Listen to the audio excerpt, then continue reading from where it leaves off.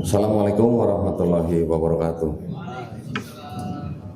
Innal hamdalillah nahmaduhu wa nasta'inuhu wa nastaghfiruh wa na'udzu billahi min syururi anfusina wa min sayyiati a'malina may yahdihillahu fala mudhillalah wa may yudlil fala hadiyalah. Asyhadu an la ilaha illallah wahdahu la syarikalah wa asyhadu anna Muhammadan abduhu wa rasuluh. Allahumma shalli wa sallim wa barik ala sayidina Muhammadin wa ala alihi wa sahbihi ajmain. Amma ba'd. Alhamdulillah, senang sekali saya bisa berada kembali di Masjid Nurul Hidayah, Brawijaya. Qadarullah saya diminta Pak Zul untuk menggantikan Babe Haikal. Mudah-mudahan Babe Haikal dimudahkan dan dilancarkan ya safarnya. Amin ya rabbal alamin. Baik, terima kasih Pak ya. Alhamdulillah. Baik, mungkin bahasan saya sedikit berbeda dengan yang biasa Bapak Ibu dengar dari Babe Haikal ya. Tapi terus terang, saya juga dulu banyak belajar dari menonton video-video Babe Haikal, terutama tentang sejarah-sejarah bangsa Israel. Nggak percuma saya belajar dari orang yang belajar langsung di tempatnya sono ya. Masya Allah. Alhamdulillah, saya dan teman-teman di Yayasan Geraha Mu'alaf Indonesia dan Garda Mu'alaf Indonesia, kami memang mengurusi ya saudara-saudara kita yang baru masuk Islam, kemudian kita bina sehingga mereka bisa menjadi Muslim dan menjalankan Islam dengan baik. Termasuk di dalamnya kami melakukan pembinaan dengan cara mengirimkan guru-guru privat ke rumah mereka masing-masing atau ke kediaman mereka masing-masing atau ke tempat yang mereka pilih sehingga mereka bisa belajar Islam dari A sampai Z. Mohon doanya, mudah-mudahan kami selalu istiqomah membina para mu'alaf sehingga mereka bisa menjadi saudara kita di jannah nanti insya Allah ya. Nah, saya dan teman-teman di Garda Mu'alaf Indonesia ini selain juga membina para mu'alaf, kami juga bergelut di dalam bidang perang pemikiran. Perang pemikiran ini yang kita sering sebut dengan Ghausal Fikri. Kami melakukan dialog atau debat-debat dengan teman-teman kita yang dari kalangan agama Kristen. Kenapa kami kok hanya menargetkan teman-teman dari kalangan Kristen? Karena memang sampai sekarang mereka masih melakukan upaya-upaya pemurtatan, terutama kepada orang-orang Islam yang mungkin dalam tanda kutip awam dengan agamanya ya, dan juga yang mungkin dalam keadaan ekonomi yang kurang baik. Kita punya tanggung jawab untuk mensejahterakan umat Islam yang mungkin sedang dalam kekurangan. Pemerintah kita juga punya tanggung jawab untuk mengentaskan kemiskinan sehingga paling tidak dalam keadaan perut yang tidak lapar, tidak mudah mereka menggadaikan iman. Gitu ya. Juga di dalam Indonesia ada yang disebut dengan keputusan bersama dua menteri tahun 79 ya, nomor 1 tahun 79, bahwa mensiarkan agama kepada orang atau sekelompok orang yang sudah beragama itu dilarang. Nah, makanya kami di Yayasan Garda Mu'alaf ini kami selalu berjibaku untuk memberikan ilmu tentang kristologi ya. Belajar kristologi adalah fardu kifayah ya, bukan fardu ain. Namun kami berkeyakinan bahwa dengan ilmu kristologi itu diharapkan kita bisa membentengi iman dan akidah umat Islam dari upaya-upaya pendangkalan akidah dan upaya-upaya pemurtatan. Baik, seperti contoh, saya segera akan menuju ke daerah Bayah di sekitar Pelabuhan Ratu. Saya diminta oleh ulama setempat untuk memberikan penguatan akidah di umat Islam di sekitar situ, karena ternyata di daerah situ sekarang sudah banyak misionaris-misionaris yang membagi-bagikan kitab mereka. Nah, boleh contoh deh, ambil deh, saya tunjukin contohnya. Saya sudah dapat laporan dari salah satu ustadz kita di sana bahwa umat Islam di sana sekarang sedang diberikan kitab-kitab mereka. Contohnya bisa saya tunjukkan di sini. Nah ini, kalangan Kristen juga membuat kitab mereka dengan sebutan seperti ini, Kitab Suci Injil. Nah, tulisannya Injil ya. Kitab ini nama sesembahan mereka yang kita sering dengar mungkin Yesus Kristus ya, Di sini ditulisnya apa? Isa Al-Masih.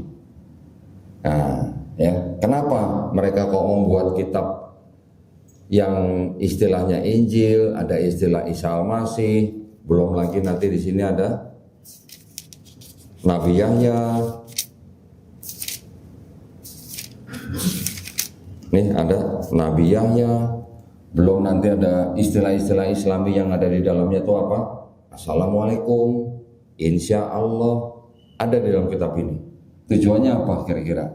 Tujuannya adalah mereka ingin mendekati umat Islam dengan kitab mereka yang isinya terdengar akrab dengan Islam, sehingga orang Islam mudah menerima ajakan mereka. Ya, saya diminta segera ke sana untuk memberikan penguatan akidah kepada umat Islam di sana karena mereka sudah menerima ini. Ya, nanti ada lagi, wah saya yang di bawah ambilnya susah. Mereka bikin Bible, ya, bikin Bible ini dengan corak dan warna yang mirip-mirip dengan Quran. Ya, jadi mereka menggunakan segala cara supaya bisa mendekati umat Islam dan umat Islam tidak serta-merta menolak gitu ya, karena mirip-mirip, oh seperti Quran gitu, tapi giliran dibuka Injil juga, Isa Al-Masih juga, ada Assalamualaikum dan sebagainya. Nah, jadi itulah yang kami lakukan, sehingga kami berharap dengan kajian-kajian kristologi ini kami bisa paling tidak membentengi iman dan akidah umat Islam dari upaya-upaya pemurtatan. Kami di studio kami, di tempat kami, itu juga sering menerima tamu ya. Hampir tiap hari kami menerima tamu, baik dari kalangan Kristen maupun dari kalangan Islam. Loh, kalau orang Islam ngapain ke tempat kita? Orang Islam, keluarga-keluarga Muslim juga banyak yang datang ke tempat kita, membawa suaminya, atau membawa istrinya, atau membawa anaknya yang mau murtad, atau bahkan yang sudah murtad. Datang ke tempat kita ya. Kita berdiskusi dengan anggota keluarga mereka, dengan kitab-kitab mereka sendiri. Ada yang kembali ke Islam, ada yang tidak gitu. Kalau dari kalangan Kristen juga begitu. Mereka, kita bisa katakan sedang mencari kebenaran gitu ya. Jadi ketika mereka datang, yang saya buka di depan mereka tuh pertama-tama bukan Quran, karena saya tahu mereka belum beriman kepada Quran. Yang saya buka adalah kitab-kitab mereka dulu gitu. Nah, caranya ketika kita berdiskusi dengan mereka sesuai dengan perintah Allah SWT, bahwa ketika kita berdiskusi dengan mereka, kita cari atau kita temukan persamaannya dulu. Ya, apa yang sama yang di dalam kitab mereka dengan apa yang sama di dalam Quran. Kita yang mempelajari kristologi, kami mengetahui bahwa banyak yang sama antara kitab mereka dengan Al-Quran. Contoh, kita sering membaca Qul huwallahu ahad gitu ya. Di kitab mereka juga ternyata berisi kalimat yang sama. Ada kalimat yang berbunyi Shema Israel, Adonai Eloheinu, Adonai Ehad. Nah, itu bahasa Ibrani itu ya. Artinya apa? Dengarlah hai bangsa Israel, Tuhan Allah kita, Tuhan itu Esa. Walaupun terjemahannya itu kurang tepat, yang benar harusnya Allah Tuhan kita, Allah itu Esa. Itu yang tepat ya. Kalau dalam Kamus Besar Bahasa Indonesia, kata Tuhan itu artinya apa? Sesuatu yang disembah, diyakini, dipuja dan diyakini. Disembah gitu ya. Konotasinya siapa? Yaitu yang Maha Perkasa, yang Maha Esa. Itu definisi Tuhan. Tapi kalau kata Allah di dalam Kamus Besar Bahasa Indonesia, artinya apa? Nama Tuhan dalam bahasa Arab. Jadi kalau Tuhan itu gelar atau sebutan, Allah itu adalah nama Tuhan dalam bahasa Arab. Kamus Besar Bahasa Indonesia. Tapi dalam kitab mereka, kata Tuhan dan kata, saya sebutnya Allah ya, mereka tulisnya ALLAH, itu mereka samakan, sama-sama menjadi gelar gitu. Nah, itu yang kadang-kadang menjadi rancu, sehingga ketika kitab seperti ini diberikan kepada umat Islam, di dalamnya juga ada kata Allah tulisannya, bahwa di dalam kitab mereka ini masih ada kebenaran. Tetapi saya ketika berdiskusi, selain saya mencari atau memberitahukan yang persamaannya, saya juga bisa memberitahukan kepada mereka kebatilan apa yang ada dalam kitab mereka. Kebatilannya apa aja? Bisa berupa kontradiksi, bisa berupa bukti bahwa ada ayat yang tidak asli, seperti itu ya. Ketika saya bisa membuktikan dari dokumen mereka sendiri, nah baru saya melihat respon mereka. Kalau kira-kira mereka bisa menerima hal itu, baru saya bukakan Quran ya. Contoh lagi, tadi ketika saya beritahukan Qul huwallahu ahad, ada ayat juga, ayat ketiga, lam yalid walam yulad. Artinya Allah tidak beranak dan tidak memperanakan. Di kitab mereka juga ada ayat yang mirip. Seperti apa? Di Bilangan 23:19 dikatakan Allah. Nah, tulisan ini Allah. Saya sebenarnya bacanya tuh kurang nyaman sebenarnya, tapi karena tertulis demikian ya. Allah bukan manusia. Allah bukan anak manusia. Tertulisnya begitu. Jadi sama nggak dengan lam yalid walam yulad? Sama sebenarnya. Nanti ada lagi ayat di kitab mereka yang berbunyi, tidak ada sesuatu apapun yang serupa dengan aku, dengan Tuhan maksudnya, di bumi. Sama nggak dengan walam yakullahu kufuwan ahad? Sama ya, pengertiannya sama. Nah, dari situ saya bisa memberitahukan kepada mereka bahwa di dalam sini masih ada persamaan dengan Quran. Tapi setelah itu baru saya bisa tunjukkan lagi apa saja yang menjadi kebatilan di dalam kitab ini. Saya sudah punya kitab-kitab mereka yang di dalam kitab mereka tuh sampai ada catatan kakinya gitu. Ya, kalau kita mungkin Quran yang ada asbabun nuzul gitu misalnya, atau semacam kayak tafsir gitu, catatan kaki. Di kitab ini selain daripada ayat, ini juga ada catatan-catatan ya. Ini contoh seperti ini ayat, ini catatan. Ada yang ayatnya sedikit, ini ayat, ini catatan kakinya segini banyak. Jadi lebih banyak catatan kakinya daripada ayatnya. Di dalam catatan kaki ini ada banyak ayat di dalam kitab ini sendiri yang dinyatakan bahwa ayat itu ternyata tidak asli. Ada yang mau baca? Salah satu aja. Ada yang mau baca? Tenang Pak, baca ini nggak perlu pakai bismillah Pak. Ya, saya bacakan salah satu ya. Ustadz kita masih takut baca gini. Takut murtad katanya. Baca aja nggak apa-apa ya. Kita baca supaya kita tahu ada apa di dalam kitab mereka.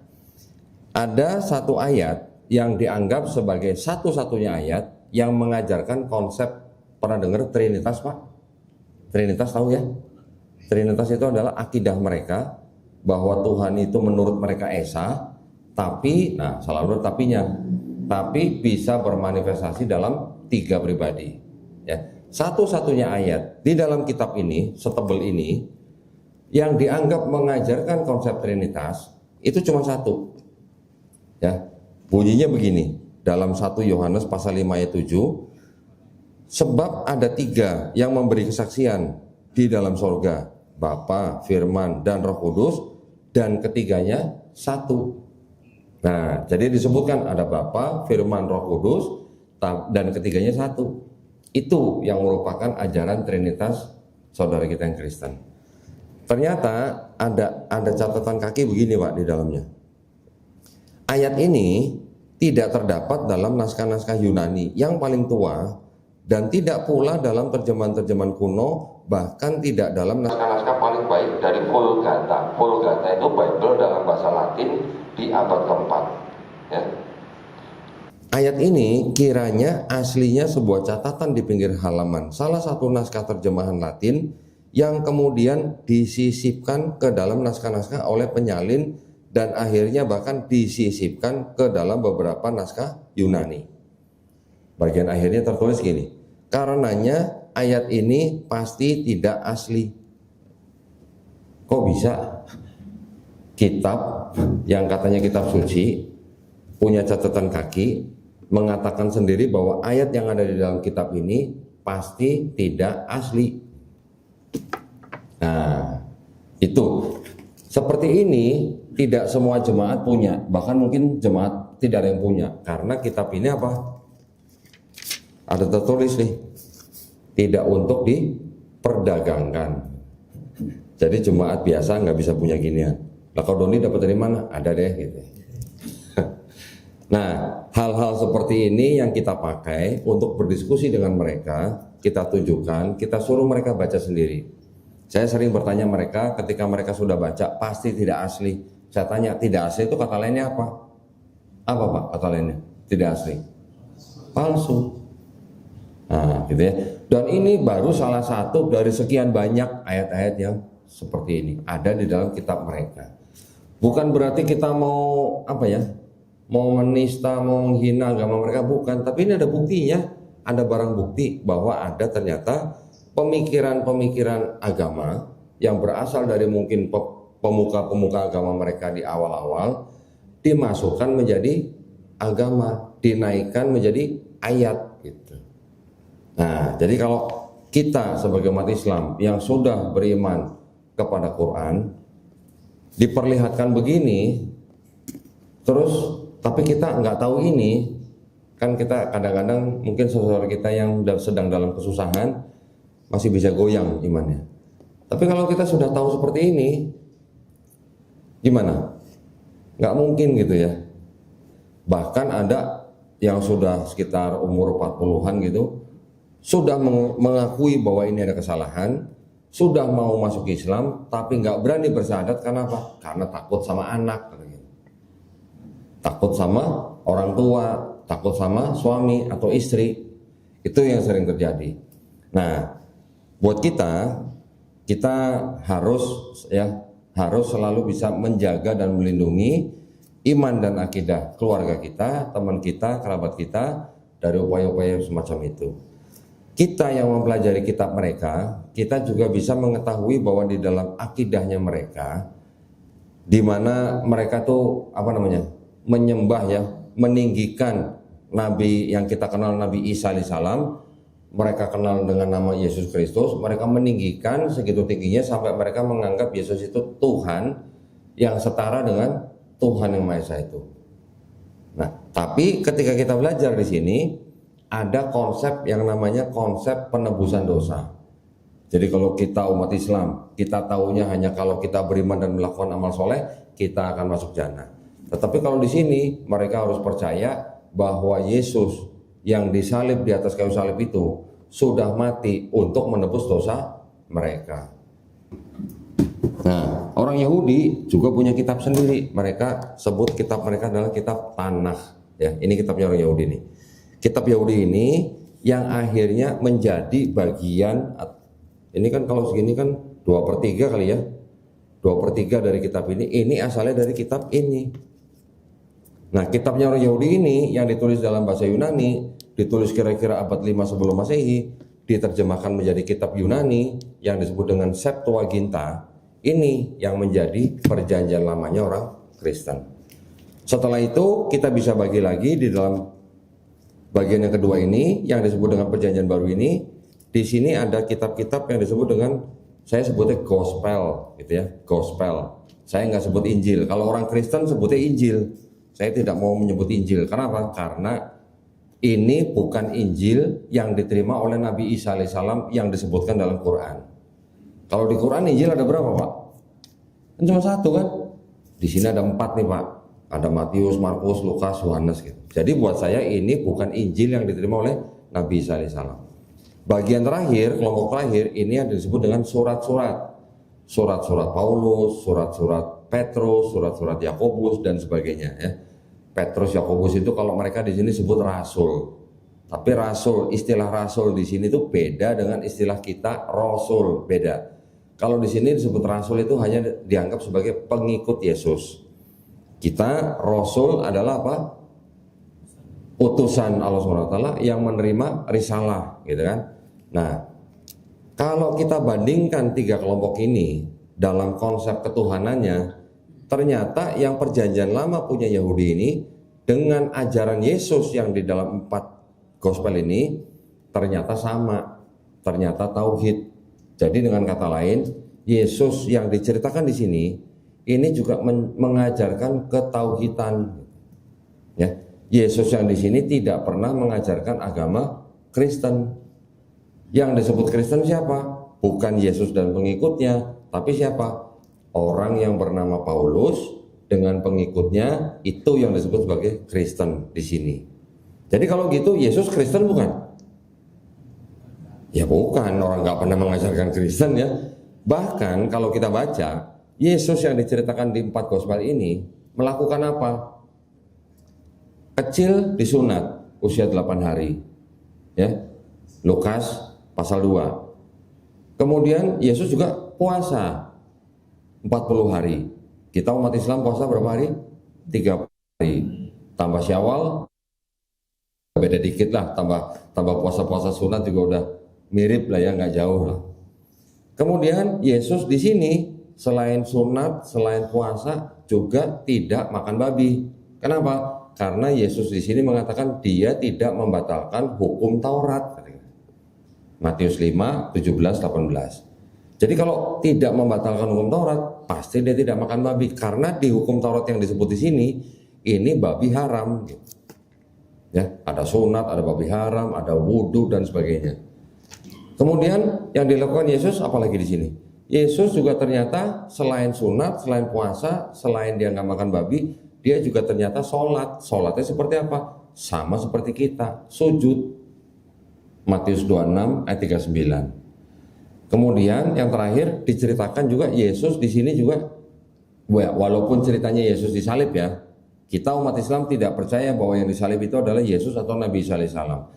Tetapi diceritakan ketika Yesus disalib, jenazahnya diturunkan, kemudian apa? Dikafani. Matius 27, 59. Saya ada tambahan lagi 2 sebenarnya. Yesus di sini waktu kecil, waktu baru lahir, ibunya setelah tulisannya tahir gitu ya, atau nifas, Yesus diserahkan ke bait suci. Ternyata Yesus juga di sini apa? Akikah. Kita juga akikah. Yesus juga ternyata di sini akikah. Hewannya apa? Sepasang burung tekukur gitu tulisannya. Bukan domba gitu.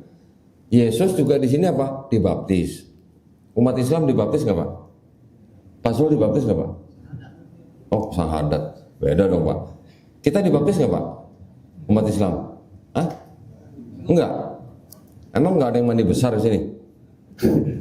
Mandi besarnya umat Islam itu maknanya sama dengan baptisnya orang Yahudi. Ya, orang Yahudi baptis dengan cara menceburkan diri ke dalam kolam, membasahi seluruh tubuh, maknanya sama dengan mandi besarnya orang Islam. Maknanya ya, ritualnya beda, tapi maknanya sama. Kita mandi besar untuk menghilangkan hadas besar dengan cara mandi, membasahi seluruh tubuh kan. Ya mungkin kalau di Arab kan susah air Pak. Jadi disempurnakan, dimudahkan dengan cara cukup mandi besar. Mereka dengan cara mencelupkan diri ke dalam kolam. Intinya sama, membasahi seluruh tubuh. Baptis, namanya baptis. Kita sebutnya mandi besar gitu. Atau mandi junub gitu. Jadi sebenarnya kita yang sebagai umat Islam, kita malah yang disunat. Kita yang berpuasa. Kita yang nggak makan babi. Kita yang sholatnya sujud. Kita yang mati dikafanin, kita yang akikah, kita juga mandi besar atau baptis. Berarti kalau gitu kira-kira agama kita sama agama Yesus di sini tuh kira-kira beda atau sama kira-kira? Hah? Kita malah melakukan, nah memang yang kita lakukan adalah yang sudah disempurnakan ya di dalam Quran dan Sunnah. Tapi kan mirip-mirip, ada sunatnya, ada sholatnya, ada puasanya, ada akikahnya, ada baptisnya. Jadi kalau begitu Islam agama baru atau agama lama? Kalau begitu, dari awal dari Nabi Adam alaihissalam kita akui sebagai nabi. Yahudi bahkan tidak mengakui Adam sebagai nabi. Kita malah mengakui Adam sebagai nabi. Ya, kita kalau nyebut Nabi Adam selalu kita tambahin dengan alaihissalam. Ya, nah itulah gunanya kita belajar kristologi. Dengan kita mengetahui hal-hal seperti itu, ketika ada orang Kristen yang berdiskusi dengan kita, kalau kita tahu isi kitab mereka, kita bisa membuktikan bahwa di dalam kitab mereka sendiri, konsep ketuhanannya aja kok ada kontradiksi. Kontradiksinya gimana? Yang perjanjian lama dengan yang ajaran Yesus, ini sama, hanya menyembah kepada Tuhan yang Maha Esa. sebutan namanya mungkin beda ya. Orang Yahudi mengetahui nama-nama Tuhan itu ada 7 nama. Eloh, Elohim, Eloah, El Shaddai, Yod-Heh-Vav-Heh, sama Zebaot. Nah, dari 7 nama ini, satu nama yang disebut Yod-Heh-Vav-Heh, 4 huruf itu ya, orang Yahudi anggap itu adalah nama yang paling suci. Mereka nggak boleh sebut Yod-Heh-Vav-Heh atau Yahweh atau Yehova gitu. Orang Kristen menciptakan Yahweh, orang Kristen yang bikin. Tapi orang Yahudi nggak mau sebut Yahweh. Orang Yahudi akan sebut apa? Hashem atau Adonai gitu ya. Mereka mengganti kata 4 huruf itu dengan sebutan Adonai atau Hashem. Karena mereka tidak boleh menyebutkan nama itu secara sembarangan. Yang boleh menyebutkan hanya imam besar mereka, itu pun setahun